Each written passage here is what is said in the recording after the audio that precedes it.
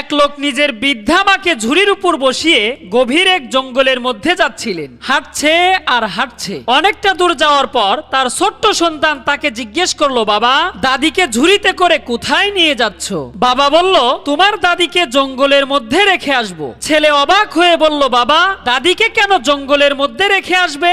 বাবা বলল, তোমার দাদি বুড়ো হয়ে গেছে, কোনো কাজ করতে পারে না, শুধু খায় আর ঘুমায়, তাই তাকে আমাদের কোনো কাজে আসে না। ছেলে অনেকটা সময় ভেবেচিন্তে বলল, বাবা, তবে দাদিকে রেখে আসার সময় ঝুড়িটা কিন্তু অবশ্যই নিয়ে আসবো। বাবা কিছুটা অবাক হয়ে জিজ্ঞেস করলো, কেন রে, ঝুড়িটা আনতে হবে কেন? ছেলে বলল, বাবা, তুমি যখন বুড়া হইবা, কোনো কাজ করতে পারবা না, শুধু শুধু টাকা খরচ করে নতুন ঝুড়ি কিনতে যাব কেন? এই ঝুড়িতে করেই তোমাকে জঙ্গলের মধ্যে রেখে যাব। ছেলের কথায় বাবার বুকের ভেতরটা চমকে উঠলো এবং মনে মনে ভাবতে লাগলো, আমি যখন ছোট ছিলাম এই বাবা মাই অনেক যত্নে আমাকে বড় করেছে। লোকটি তখন নিজের ভুল বুঝতে পেরে বৃদ্ধা মাকে বাড়িতে নিয়ে আসলো।